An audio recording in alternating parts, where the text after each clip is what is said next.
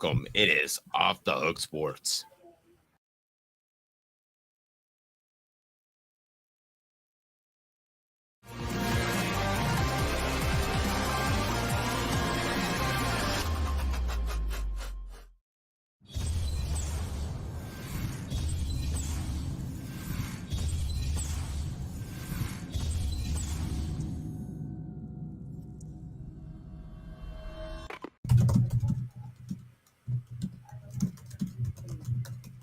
Say something smart. There we go. Say something smart here for a second. A college football tradition like no other. Yes, sirree, boys and girls. Or a guy that just won't leave. Wow, that is sad. The Dave Hooker Show. YouTube, Apple, Spotify, and the free Off the Hook Sports app. A presentation of Off the Hook Sports. Back to Dave Hooker. All right, so what do you think, Caleb? Calhoun, Tennessee, Alabama, and the Vols coming off a win. So we've got a lot to get to as they had an off week as well. And Alabama is not to this point. So a stretch of games that they've had to play throughout the season. Your initial thoughts on this game as we get into a Friday when you've broken it down about every way possible? I mean, this would be considered historically like almost like a Christmas for Tennessee fans. It's like, oh, you count down the days till the third Saturday in October. And Tennessee is 2 weeks removed from a bye, but also 1 week removed from a very, very, very tough win. Now, you might say Alabama is 1 week removed from a tough win, too. That wasn't a tough win. Yes, they won by 3, but they dominated that game and let Arkansas back late. So one team fought a lot harder last week than the other to get their win. Well, I wanted to do something right off the top, and that is what's right, what's wrong with Joe Milton. And some of these things I told you in preseason camp, and some of the people on the message board didn't want to hear it. What's wrong with Joe Milton? Accuracy, deep and short. He hits on a far shorter, smaller percentage than Hendon Hooker did on the deep ball. Also, he has trouble stringing together 6, 7, 8-yard passing efficiency underneath that can get defenses to roll up. That limits what the Vols can do on offense. That's why we've seen the extended running plays, the screen passes, and the fact that this football team is going to rely on the run. That, however, doesn't mean everything is bad. Most of the programs in the nation, including those that are hoping to play for a national title, have issues with their foundation. By the way, speaking of foundation, brought to you by Andy Mason, AndyMasonRealEstate.com. He has the best service and the prices in the biz when it comes to a realtor in Knoxville. So go to Andy Mason. He's my realtor. He should be yours. So what's right with Joe Milton, or at least the repercussions in which he is sent to this football team? One, he's okay with that. He's okay with not being Hendon Hooker and putting up the big time numbers because by all accounts, he is an exceptional leader and one of the team favorites. Number two, he is a guy that still has ability, although not Hendon Hooker-like ability. And we're seeing this offense be tailor-made around him for the time being. They're not going to run the same offense with Nico next year, and they didn't run the same one with Hendon Hooker last year. But I think you're learning about Josh Heupel and his ability to flex, his ability to change. So what's wrong with Joe Milton and his performance this year? Accuracy. I told you that was going to be the case. At sometimes his willingness not to run. But two, what's good with the Joe Milton experiment is that he's a great leader. He's keeping this team together despite the fact that they can see what happens on tape and that he may not be playing his best football. And I think that because of that, this team sticks together behind some people wondering, what about that Nico guy? So, Caleb, that's the good, bad, and the ugly midway through the season of the Joe Milton situation. I think that's in a nutshell. If you want to add anything to it, feel free. But That's pretty much it. Yeah, I think you're absolutely right. I think everything you nailed is perfect. And I think Josh Heupel, to his credit, knew the type of personnel he had around Joe Milton this year and decided for this 1 year, he could tailor his offense to Milton and the skills around him and try to mask the limitations. And you're right. He wants to keep, more than anything, Josh Heupel wants to win, and everybody wants to win more than anything. But you want to keep the team together. You want to keep morale high with the team. And here's a guy in Joe Milton that, as you've talked about, has commanded the respect of all of his teammates. They love him in that locker room. And I think it resonated with a lot of them. I'm not so sure they loved him, by the way, 2 years ago when he first got the starting job, because he transferred to Tennessee, didn't even take part in spring practice because he transferred too late. And basically, Dave was given the starting job because of Heupel's preferences, and it had nothing to do with him outperforming anybody in fall camp. And I don't know if that set well with the team. But I think it did sit well the minute he lost his job and he stayed with the program. And you saw how supportive he was of Hendon Hooker for 2 years, which he was very, very supportive. And he was very content, honestly, to develop in the system. And I mean, it was very much, it was a more extreme case, honestly, of T. Martin in the 90s, where T. Martin, after Peyton Manning came back for a senior season, he probably could have transferred and played pretty quickly. Now, Tennessee's receivers haven't been perfect. Travis points out the Ramel Keaton drop that should have been an easy touchdown. And there have been some drops that we could argue whether or not they were hard passes to catch or drops. I completely understand that. But I ask you today's tough question right now. I'm only giving you two options, and it has to do with Joe Milton. It's brought to you by our friends at Zen Sports. Here it is. Today's tough question.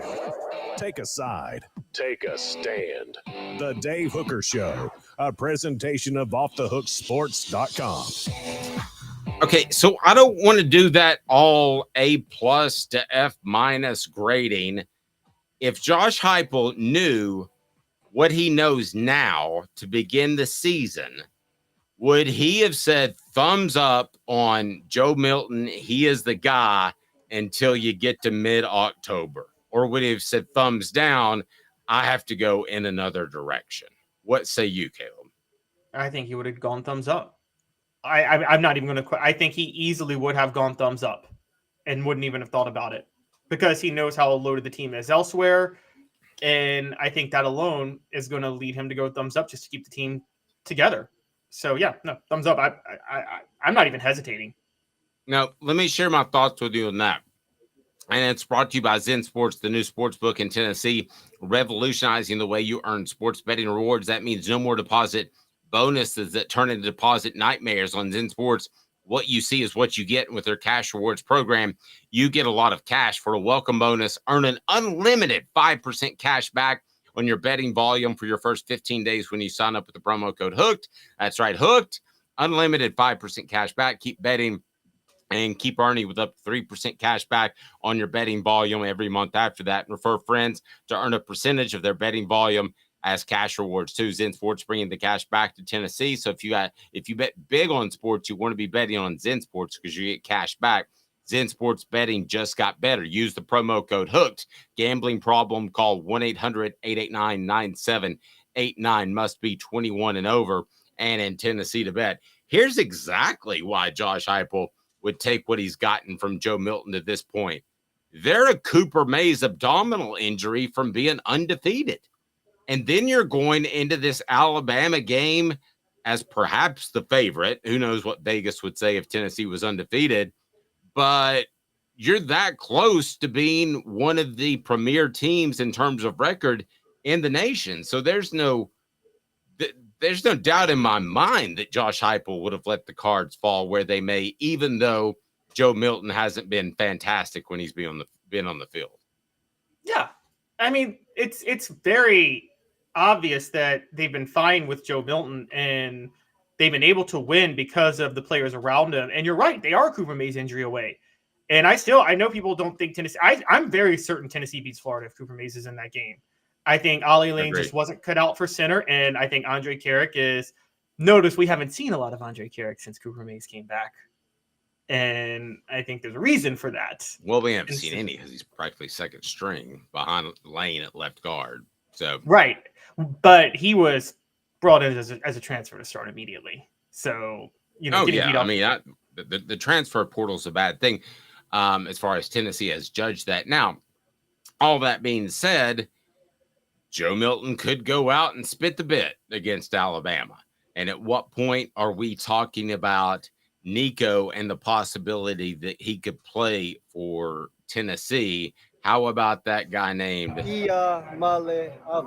it be anytime soon? If you were to bet a mortgage payment, would it be meaningful snaps in the UConn game, which is kind of where I'm drawing the over or under, or would it be after that? It would be the UConn game. It would be the UConn game. You're going to know enough about Joe Milton over the next 2 weeks. I mean, you're talking Alabama and Kentucky, and whatever issues Kentucky has, they can bring pressure. They do have solid pressure packages with Mark Stoops. So Joe Milton isn't going to have the easiest time against them. So next 2 weeks, you're going to know everything you know about Joe Milton over the next 2 weeks. And if you lose both games, you go to Nico immediately.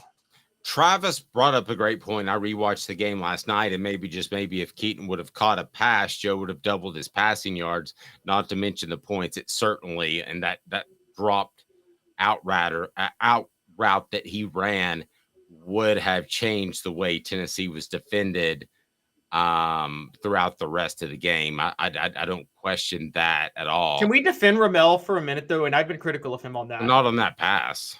Yeah, well, but here's the thing. It is hard. You're more likely to drop passes if you can't get in a rhythm. And if Joe Milton can't consistently deliver the ball to you, well, then you're going to be a little rusty on the one time the ball is delivered to you. Yeah, but that ball had touch. I mean, that's just laid out. It did, but you know this, Dave. Receivers are as much about rhythm as quarterbacks. And yes, you're supposed to catch every ball. But as you know this, if you keep getting targets, accurate, catchable targets, you get into a rhythm to a certain degree.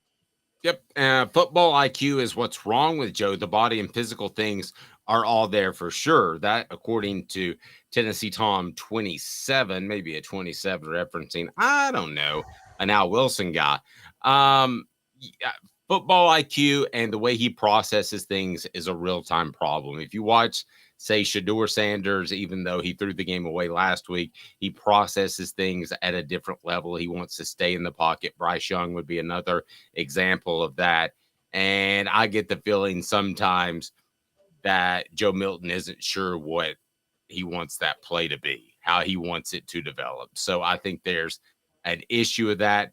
There have been drop passes, as Travis pointed out, but there have been a lot of drop passes that were heavy balls and weren't thrown on target. So I've got issues with that. And I think that it's not as simple as, it hit your hands, you should catch it. I don't think it's quite that easy. Apex Apparel Group, design, brand, market your way, unique products to promote your business with an unparalleled customer service, design, brand, market. You can do it all. Apex Apparel Group. They're right down below. Tell them Off the Hook Sports You support our sponsors, because I am telling you one thing, that's the reason we're here. Trevor says Joe Milton is looking like a quarterback mirage. You think you can see Cam Newton, but you're really looking at Walmart brand Jamarcus Russell.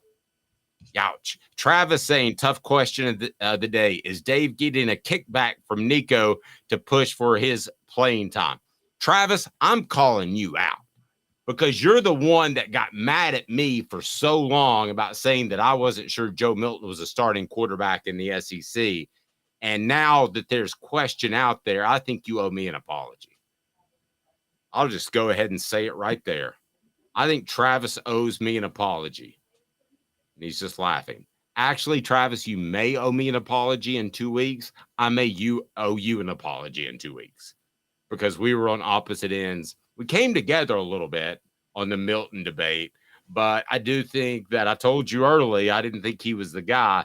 So let's see what happens in a couple of different weeks, and we'll see exactly where Joe is in that regard. Some other things that I wanted to get to, and this surprised me. Tennessee their rivalry with Alabama is kind of non-consequential. You're going to have to convince me on this because to me, it's absolutely monstrous. So let's go ahead and get to that. What the H brought to you by friends at Herald Group Security Solutions. What the? What was he thinking? Release the hounds. The Dave Hooker Show, Keep cool. a presentation of OffTheHookSports.com. How many times in the last 30 years has this game cost the loser at a shot at a title? One team ranked while other unranked 48 of 83 eligible teams. One team finished ranked while other finished ranked ahead. So we'll get one to team all finished of ranked those. while one finished unranked. Yeah. Yeah, I'm going to let you clarify them all. And it's all brought to you by Herald Group Security Solutions, leadership experience, specialization, addressing problems through unique mission-specific mitigation techniques, also making your children safer one school at a time. So give me the number one and why this doesn't really have a huge effect on ranking. So this isn't just because of the divisional split in 1992. If you study college football history, for such a rivalry of such magnitude, which is Tennessee, Alabama, are historically the two most successful teams in the SEC. We would agree they are like the Michigan, Ohio State of the SEC, right? Yes. Well, this game, really since Robert Nealon has retired, has been largely an inconsequential game and really irrelevant. Now, the reason usually I say that because one team is incredibly down, right? Right. Usually because these two teams are never good at the same time. And it's the weirdest. That's why it's known as a series of streaks. Days, I'm sure you heard, right? It's typically since the 1960s when a team, there was a period from like 1967 all the way to 2001 where if a team won a game, it was part of at least a 4-game winning streak in the series. Yeah. And the reason that is the case is, they're never up at the same time. So since Robert Nealon retired, which is 70 years ago, guys, only 10 times has this game did a team cost themselves in this game a shot at the national, SEC, or even division title with a loss or a tie, because there were ties during that period. Oh, that's 1 out of 7 times. It could happen this year. Yes, it could happen this year. For context, Tennessee, Florida didn't start playing until 1990, 40 years after Nealon retired, and it's cost a team a shot at a division 12 times. More than Tennessee, Alabama in 70 years. And 40, you're right. Now you could say, okay, Ole Miss, Mississippi State is a rivalry. That never cost a loser a shot at the West because they're never trying to win the West. That's true, but that's because they're both irrelevant at the same time, usually. Yeah, and this isn't Vanderbilt, Tennessee, Auburn, Alabama in the same state. Right, exactly. This is Tennessee, Alabama, supposed to be a rivalry because of the magnitude of the series. Well, there's no magnitude. Usually one team is good and has everything to play for, and the other team is just a complete dumpster fire and is just playing to hope to get to a bowl. A majority of times throughout this history, when one team finished ranked, the other finished unranked. That's been the case. Now, the reason this rivalry has such magnitude, Dave, is when they started playing annually in 1928. From 1928 to 1952, it was a different story. That was the Wallace Wade, Frank Thomas years at Alabama, the Robert Nealon years at Tennessee, and there was a period where the winner decided the Southern Conference or SEC champion. For 13 of those first 25 games, that game decided the winner of the conference, whether it be the Southern or the SEC. So the rivalry is really rooted in the first 25 years of them playing annually. But since 1952, this series hasn't been that big of a deal, and it hasn't mattered that much. And it's only for the historical and pride perspectives. But Florida's had more of an impact. Georgia's had more of an impact. And guys, this isn't just because of the divisional split of 92. There was a 40-year period between 52 and 92 where this was the case. And part of this is Alabama has had 2 dynasty coaches in Bear Bryant and Nick Saban. When those coaches were there, those were 2 of the darkest periods of Tennessee history. My theory on this, Dave, is we talk about Georgia. There's not a lot of room for Tennessee and Alabama to be good at the same time. They recruit similar prospects. I'll tell you what, if you want to have fun, I'll give you a little opportunity to have some free fun over the weekend. bump into an Alabama fan and say something to the effect of, yeah, Nick Saban's been good. Even that coach before him was pretty good. And see if they can name who that is. Because they probably can't. Alabama fans are nouveau riche fans. They can go old school too, but they lost about a generation. Maybe Tennessee will be like that too. Travis says, I hope Alabama never wins another game. It has mattered to me. I feel about the same way about that program. The off-field antics of the probation are never good at the same time, Caleb. No, the golden age of Tennessee football of the modern era, the 90s and the 2000s, just happens to coincide with Alabama hiring a string of Mikes that all were terrible. And except for one who was a good coach, but he couldn't, not hang out with strippers in his hotel room. And so, other than that, he was doing a great job, don't you think?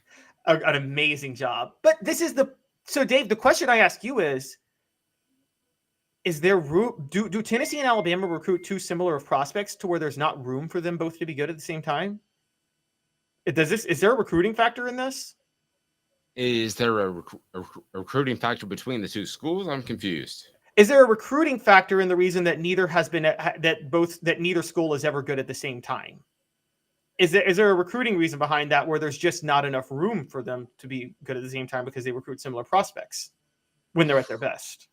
That is an interesting question. I think it helps in recruiting, but I don't think it helps like Alabama, Georgia. Like Tennessee, Georgia, or Alabama, Auburn, or Alabama, LSU. I think it has a recruiting effect, but not a massive one. Okay, it's odd, isn't it, though, that they've never been good at the same time since the 1950s. It is extremely odd, as a matter of fact. Yeah. And by the way, the one period when Bear Bryant people thought he was outdated. Remember before he unveiled the wishbone? Well, you don't remember, but you probably know the history that before he unveiled the wishbone in the early 70s, he had a string of like 5 bad years and people thought he was done and that he should retire because the game had passed him by. That happened to be the Doug Dickey Renaissance years at Tennessee. So it's kind of funny. Even the peak after post-Neyland, Doug Dickey years was at its best. And the one great year that Tennessee had between Neyland and Dickey, 1956 with Bowden Wyatt, early Bowden Wyatt years, just happened to be the period that Alabama was at its darkest days as a football program, right before Bear Bryant came. All right, here we go. We're going to talk with Fred White next. It's a Football Friday with Fred. You know how much we love that. So Fred will join us. We'll get his thoughts on the game, the keys for Tennessee if they're able to pull out a victory in Tuscaloosa. So that's always fun. And my breakdown of the game, I've got some pretty strong thoughts about how this game is going to play out. So here we go. You give me 2 minutes. I give you Fred White, VFL safety, and just a fantastic, incredible person. So stay tuned. Sun, sand, and salt water, the beach is a very relaxing place. Unless you wear contacts. Ow! Open your eyes to the best the beach has to offer with LASIK vision correction from Campbell Cunningham Laser Center. Sports Treasures in North Knoxville is one of the South's largest sports cards and memorabilia dealers, featuring over 10 million sports cards from vintage to modern. Sports Treasures carries a full line of hobby boxes, singles, autographed memorabilia, Tennessee Vol collectibles, fan cave decorations, and so much more. See a museum full of collectibles at Sports Treasures, 4819 North Broadway in Fountain City, and Sports Treasures on Facebook. Sports Treasures, where the real sports fan goes to shop. Have you seen the latest TriStar Hats Co. product? TriStar Hats Co.? What's that? You know, those really cool hats, shirts, tumblers, and even license plates with 3 stars like the official Tennessee flag and stripes like the American flag. Pretty patriotic if you ask me. Gotcha. Seen those. Those are cool. Where can I get them? Simple. TriStarHatsCo.com. And if you order now, there's 10% on any order $50 or more. Plus, use the promo code HOOKED.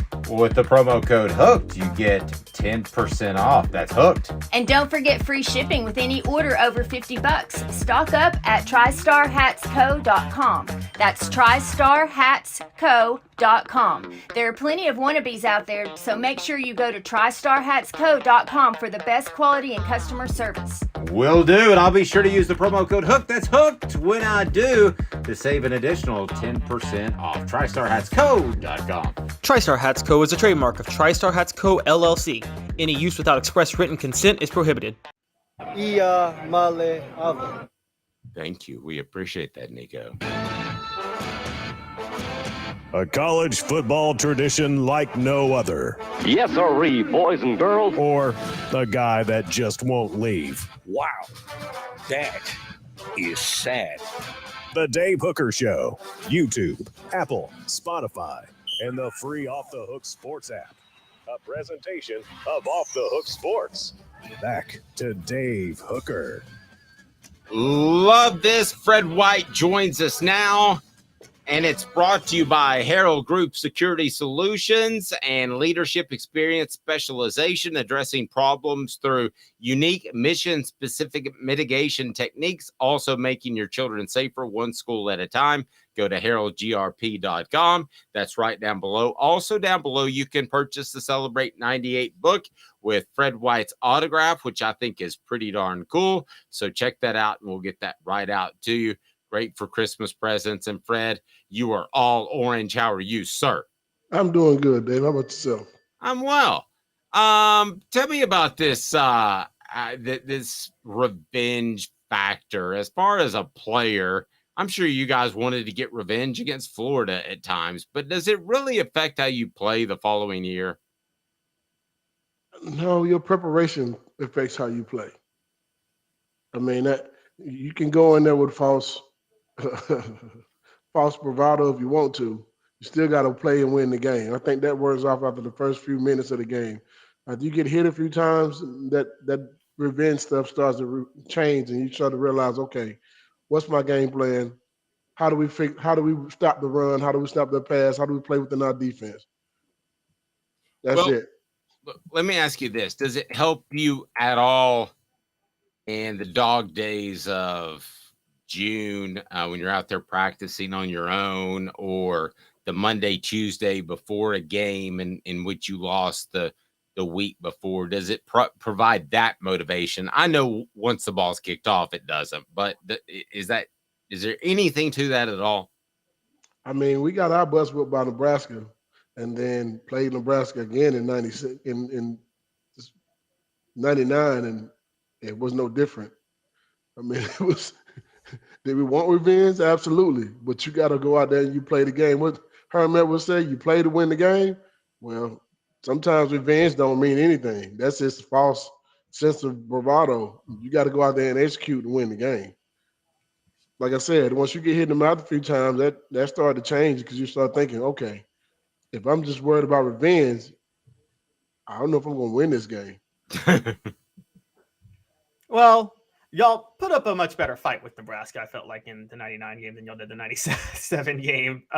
But Fred, does it have an effect? I guess where we're at is, you're right. I'm with you. The preparation goes into it when the preparation matters at kickoff. The revenge factor doesn't. And once you get a couple of hits, that's it. But do you think that Alabama, for instance, may have been circling this game given last year, saying, okay, we're going to prepare maybe a little bit extra harder for this game than we did against Arkansas last week, where they almost came back and beat us? Well, I look at it from another standpoint. I'm looking from Tennessee's standpoint of, we got to prove that it wasn't a joke, that it wasn't a fluke, that we beat you.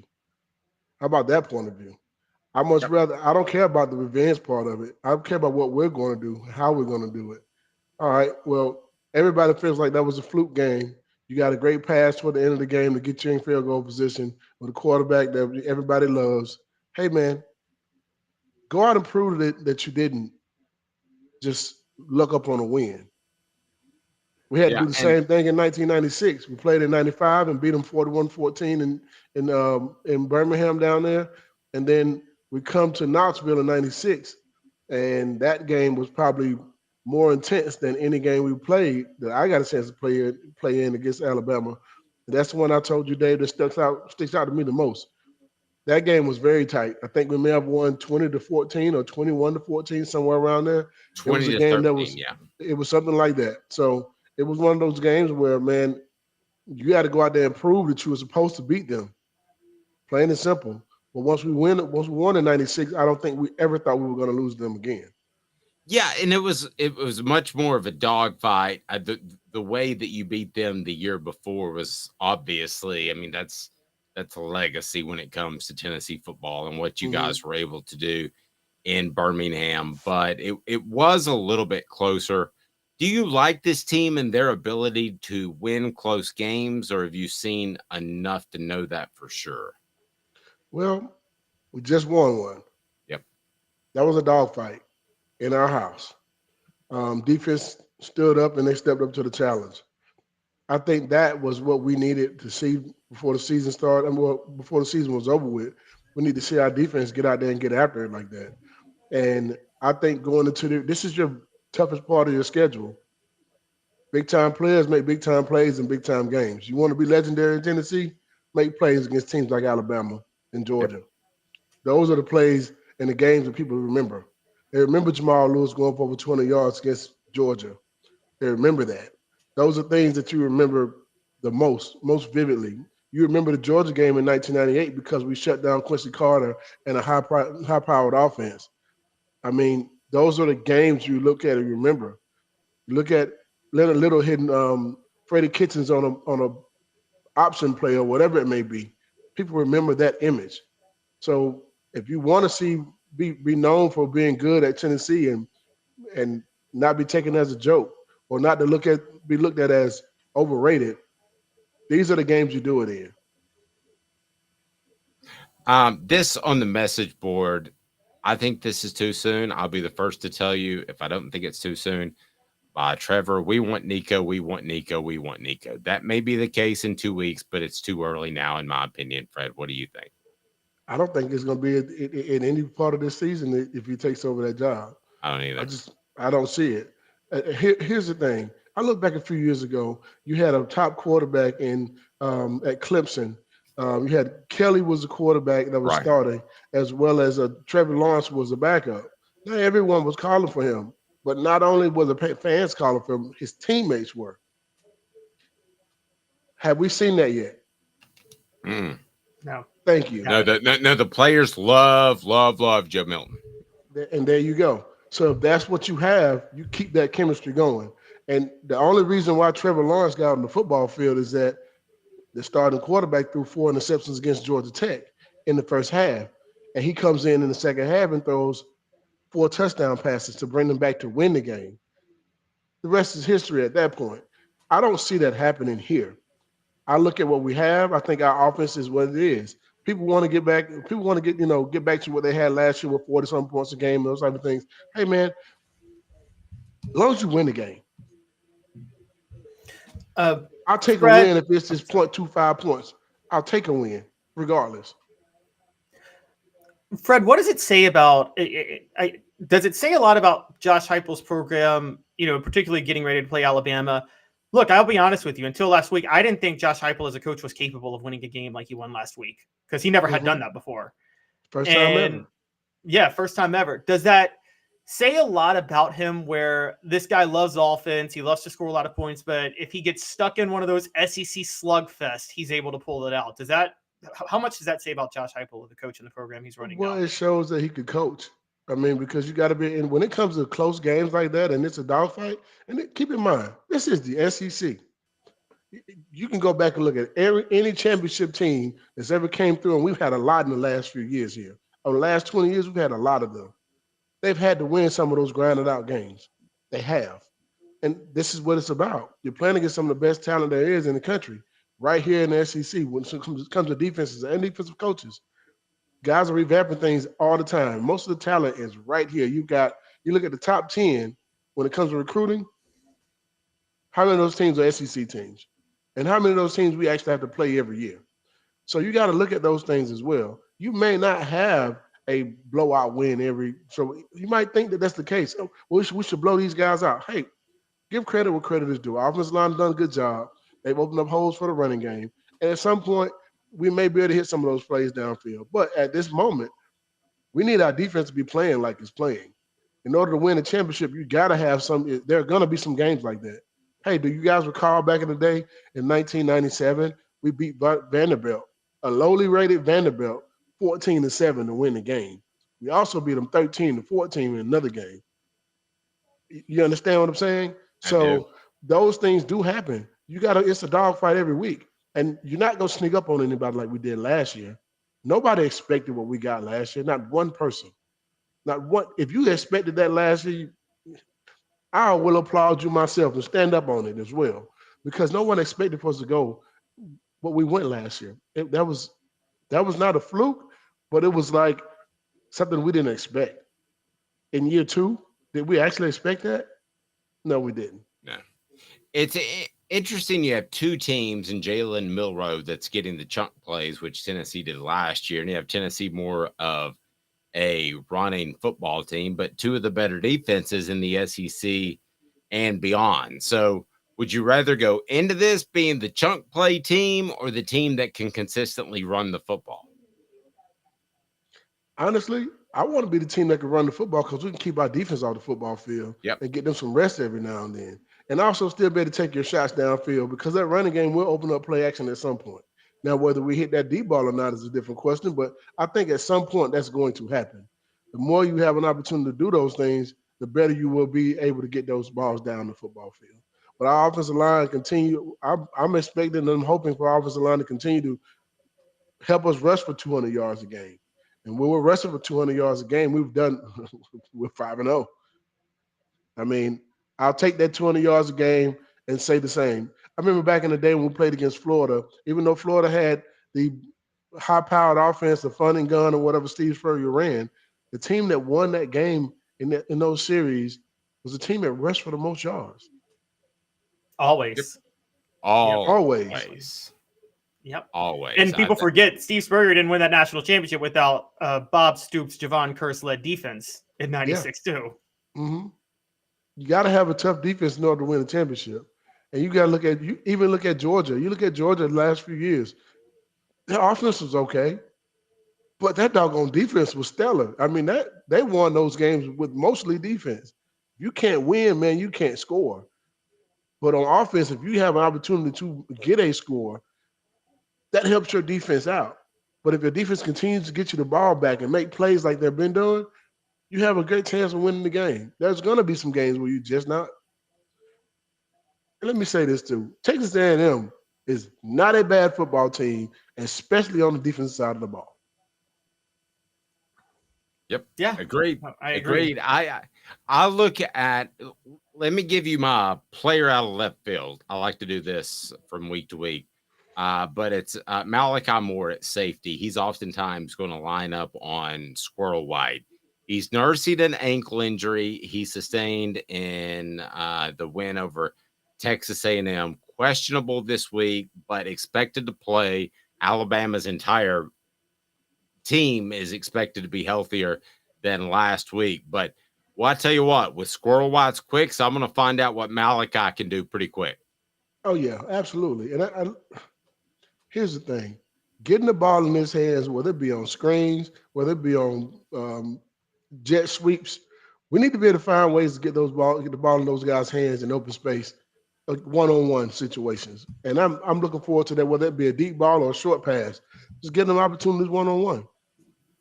If you look at Alabama, nothing's changed with them. Their defense is still the same. They're going to play the same stuff they did last year. They will take away that deep ball, though. They're going to make us grind it out and go down the football field. I truly believe that's what they're going to do.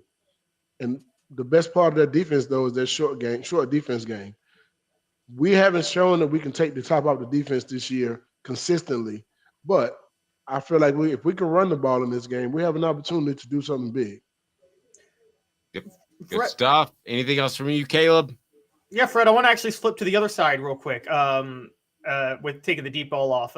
We're all talking about Tennessee's pass rush, and we should because James Pierce looks like a transcendent, legendary player. And I've been giving you shout-outs all month, Fred, because you called that in the summer about James Pierce, and you nailed it. Absolutely.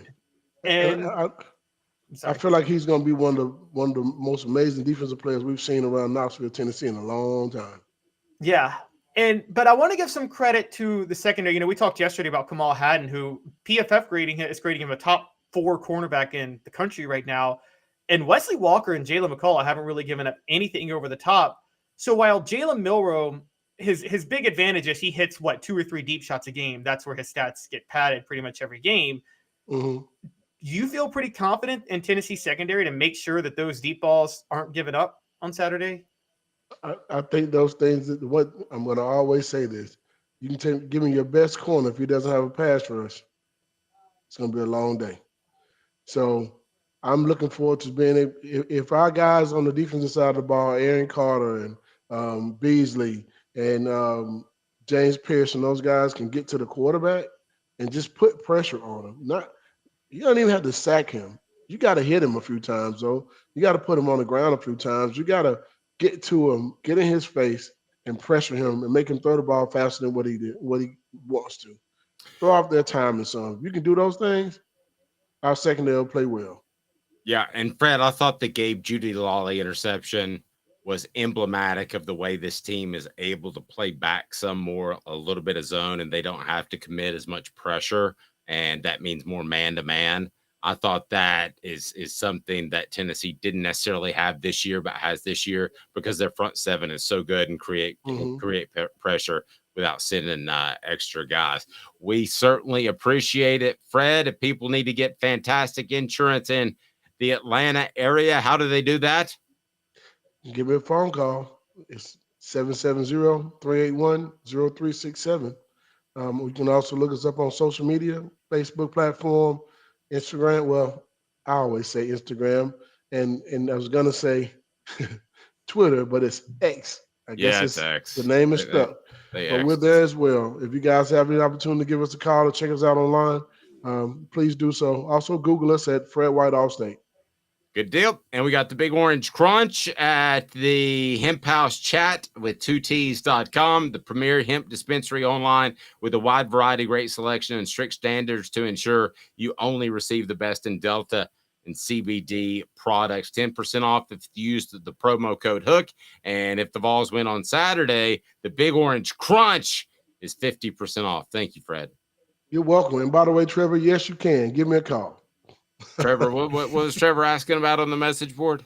He lives in Dalton. He wants to know if he can get a quote in Dalton. Yes, you can. As long as you're in the state of Georgia, baby. Yes, you better do that. Find Fred White and let's get a policy done now. How about that? Can I take an insurance policy out on the fact that I bet on Atlanta last week against Washington, Fred, and your Falcons really let me down?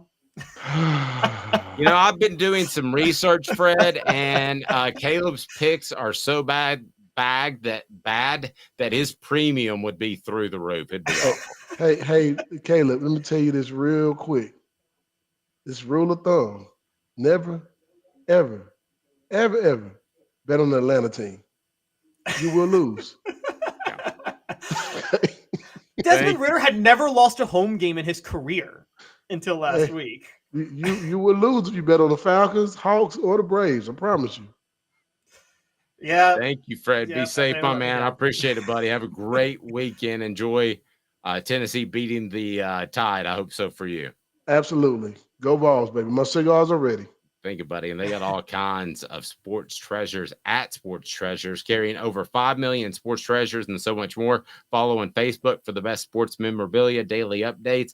Go to facebook.com and follow them at sportstreasurestn.com, sportstreasurestn.com. And I share constantly what they have, and it is super, super cool stuff. So you got to check it out. Follow them and be a part of that community because it is awesome. Also, Tennessee Cider Company, you can use the promo code HAT and get some free swag with any order, and you can get cider delivered just about anywhere in the United States of America. So how cool is that? He's Caleb Calhoun. I'm Dave Hooker. Stay tuned. Coming up, we got some prop bets, and I'm destroying Caleb in prop bets. It's been pretty ugly, and it'll be brought to you by Zen Sports. Stay tuned. Got cataracts? We can fix that. Never miss another moment. With a little help from Doctors Campbell, Cunningham, Taylor, and Hahn at cctis.com. Hi, I'm Rick Terry, and we at Rick Terry Jewelry Designs pride ourselves in the highest quality craftsmanship from a family-owned business here in Knoxville for over 35 years. At Rick Terry Jewelry Designs, we also take pride in being an affordable option for all your game day accessories, especially those fire opals. At Rick Terry Jewelry Designs, we want to be your jeweler every day and especially on game day. Go Vols! Hi, Mike Davis here with City Heating and Air, reminding you to always dare to compare. Our team provides quality local heating and air service, installation, and maintenance across East Tennessee. We use only the best equipment like American Standard heating and air conditioning for your residential, new construction, or commercial needs. Honesty, dependability, and customer satisfaction have been the cornerstones of our business since 1961. City Heat and Air. Dare to compare.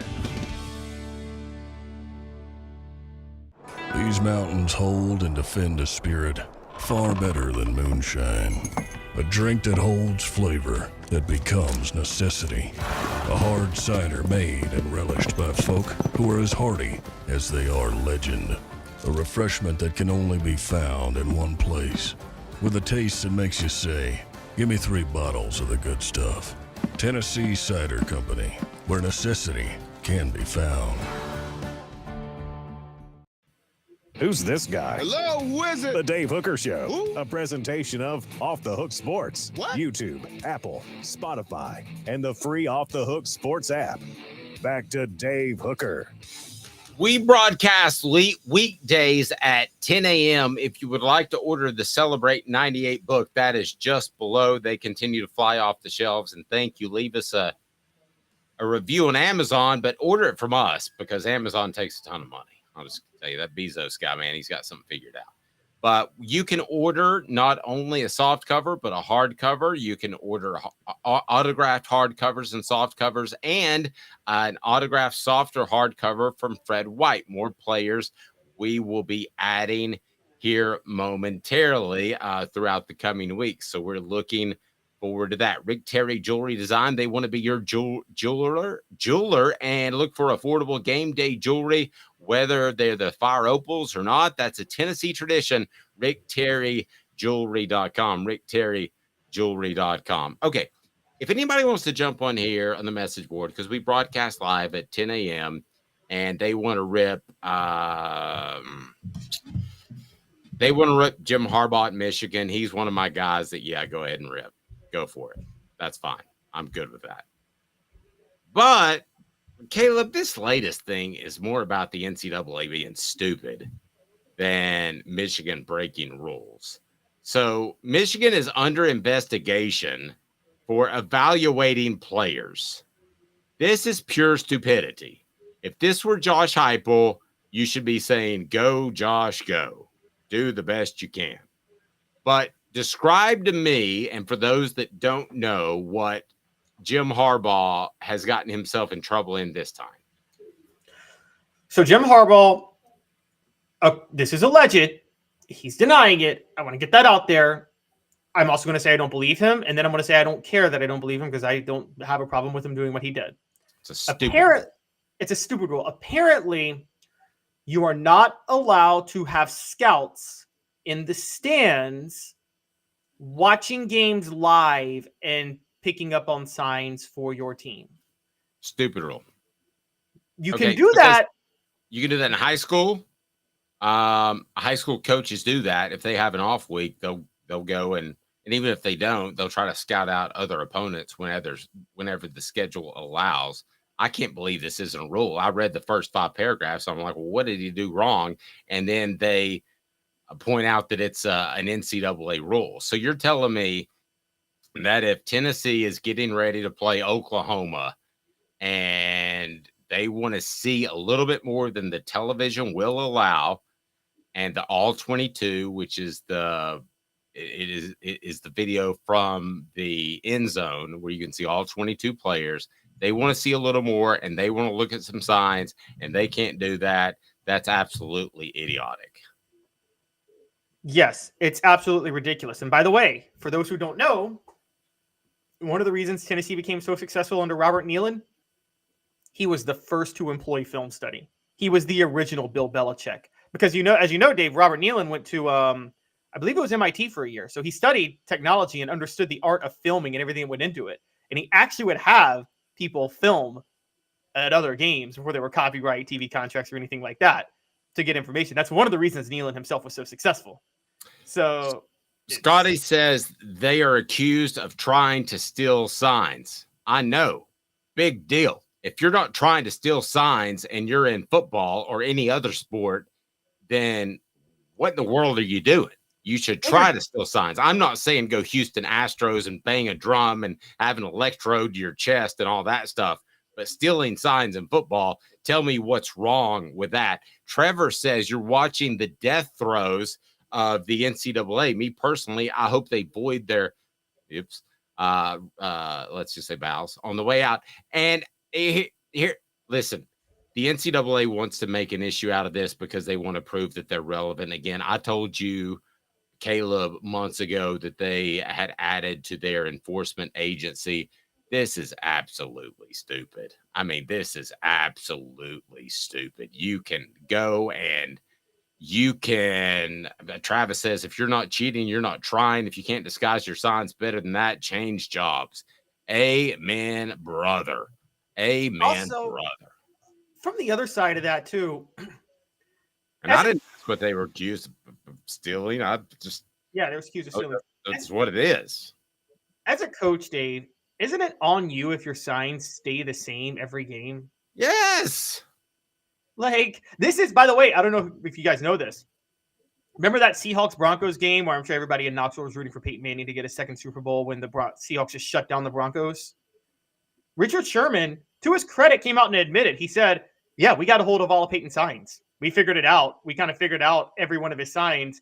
And had Peyton Manning just changed everything at halftime, had he just done one switch, he would have come back and beaten us in that game.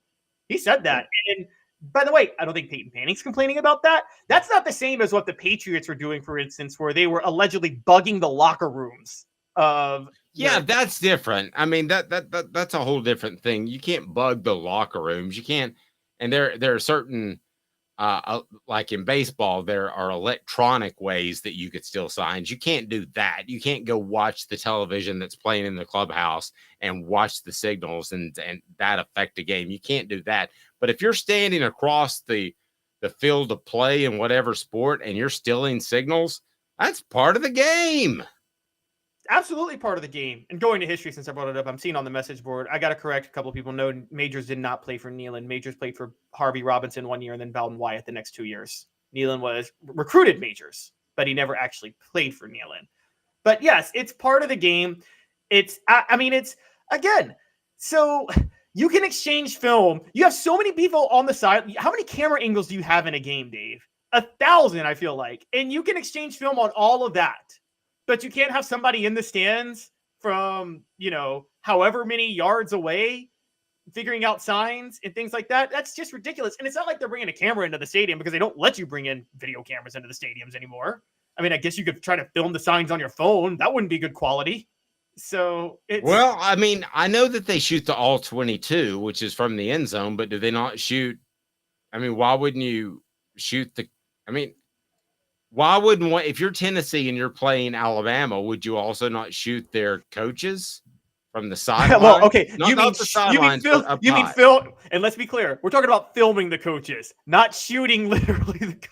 Oh yeah. We're not gonna shoot them, but videoing the coaches, would you not be able to do that the same as high school coaches do? And then okay, so say you don't send. Who does Texas A&M play after Tennessee? Who do they play? Actually, I need to look that up. Whoever that is. Okay, so they don't send, that school doesn't send their scouts to look at the Tennessee A&M game to try to steal signs. Well, if everybody's on board, then Tennessee is going to send whatever information they have to the next opponent. A&M is going to send whatever information they have to Kentucky, depending on if it helps you or not. It's just. I have a theory on where this came from, though, and I would like. I'll tell you where it came from. Is they're trying to get rid of Jim Harbaugh because he's terrible to work with. That's where it came from. I know who this came from, Can I just play a quick clip for you from a Yeah, guy let's that bring it Tennessee up wanted here. as head What do we coach? got? What do we got? What do we got? This is Greg Schiano at the Rutgers-Michigan halftime interview. Oh, Lord, Greg Schiano. Here Coach, we go 4 again. penalties for your team in the first half. Some that cost you. How do you clean that up in the second half? Well, there's some stuff going on out there, so we just got to slow it down a little bit. There's some things going on that aren't right as well, so we'll talk about how to handle it. Does Michigan defense keeping Gavin Wimsatt in this passing game in check? How do you adjust? Well, just got to keep playing. You know, in the game, we just got to keep playing. All right, thanks, Coach. Boy, Greg wow. Schiano snitched. Greg Schiano snitched. Yeah, way to win the Captain Doofus Award, by the way. Whining about stealing signals on the field, and then you snitch. Ugh. Wow. Can you imagine Tennessee still having him? Because he's the kind of coach that could hang on and win 9 or 10 games for a while. Tennessee's so much lucky. I mean, the way things shook out. I know you fans went through a decade of dysfunction, as Mark Nagy called it, but I'm telling you what, you guys, you deserve it. You deserve Josh Heupel. You deserve the way things fell, because goofy, absolutely goofy.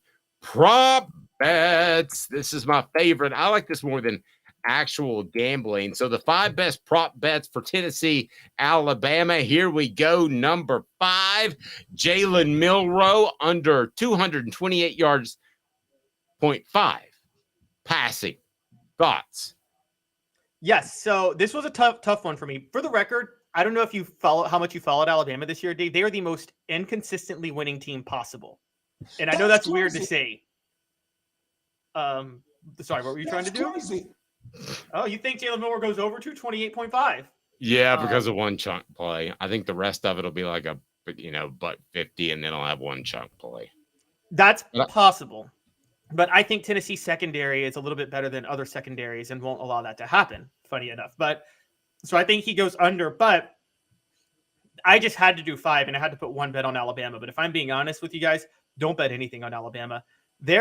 Who's a team, Dave? I'm trying to think. Maybe this was the 98 Tennessee team, but who's a team that you can remember that they may have won a national title, and they won it a different way every week?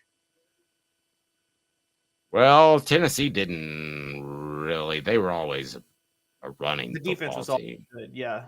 Yeah. First quarter over under is 9.5. Both teams or just one? I think both teams. I think it'll combine. I think they'll combine to go over 9.5 in the first quarter. That's cool. Oh, hey now. I agree with that. First quarter over 9.5. Number 3, Joe Milton III, Esquire, junior, senior, the 8th under 197 yards passing. Wow, that one's easy. Hey now. You don't think he's going to hit? Yeah, he's not going to hit 200. Joe Milton's going under 197.5. I was all in on this because communication issues on offense that have been clear on the road for Tennessee since last year, even with Cooper Mays in the game at times. They're committing way too many penalties at home. Joe Milton's issues throwing the ball. This is just an obvious one that he's not going to hit 197.5. Jalen Wright. Sorry, go ahead. No, you go ahead and go. Go ahead and say it. Jalen Wright over 662.5 yards passing or rushing. Goodness gracious. Sorry. I think the COVID is finally catching up to my middle cognition. I apologize. Yes. So before you give me your sound effect in response, this is just a belief in Jalen Wright. He's running the ball extremely well, and it's hard for me to believe that he's not going to ball out on Saturday against Alabama. If for any reason, then Josh Heupel's going to keep giving him the ball until, look, he's going to run the ball a lot. Let's just call it what it is. Joe Milton III over a half-yard passing. In other words, he throws for a TD. You got over a half touchdown. Or half touchdown. Yeah, Joe Milton has thrown a touchdown pass in every game he started at Tennessee, except for the Pitt game 2 years ago that he left due to injury in the first quarter. Joe Milton's throwing a touchdown. I'll give you another. How about another one? You wanted a bonus one? Sure, why not? Let's go. Okay, so that's a big hey now. Hey now. This person right here will catch a touchdown pass. So if you want to put the over under at a half pass reception touchdown, I will take the over for this guy. What's up, everybody? This is Jacob Warren asking you to like, subscribe, and share. Dave needs this. There you go. Let's play another over under, Dave. Dante Thornton, 2 drops. Hey now. Have a fantastic day, everyone. Final Nick, pick. we're not- What are your picks? Sorry. Or do we have more Uh, to go? No. I was just going to see. No, that's all with the picks. That's all with the picks. Yeah. I saw where Jimmy Hobbs picked Tennessee by 10 in this game. I've got Tennessee winning by about 4 points. I think Tennessee wins a 24-20 game somewhere in there. And the interesting part about this is, Tennessee knocked a guy named Steve Spurrier off the coaching perch. Now, you wanted to bring this up. I don't know that this is happening anytime soon. I think Tennessee could beat Nick Saban and he still return and he still be a great coach. But you seem to think that this could be kind of a nail in the coffin sort of win if Tennessee's able to beat Nick Saban. Will Tennessee sit Nick Saban? Dave, you're the one who made the prediction that Nick Saban won't win another national title. I did. And my question is, if Nick Saban loses this game, that'll be the second straight year he misses out on the college football playoff because he ain't going with 2 losses. The third time in 4 legitimate years, and I'm not counting 2020, that he wouldn't have made the college football playoff. And his last legitimate national title, because I'm not counting 2020, will have been 2017. Could Nick Saban go into early retirement? No, I think he's coaching for a long time. Tennessee sent Bear Bryant into early retirement. They beat Alabama. Alabama was number 2, undefeated. Tennessee upsets Alabama in 1982 to end the winning streak.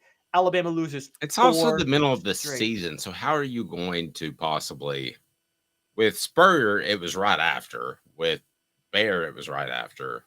How can you possibly say that this? No, it was the middle of the season with Bear. Bear retired at the end of the season, and Tennessee upset Bear in the middle of the season, and it sent Alabama on a spiral of a 4-game losing streak to miss out on playing for anything.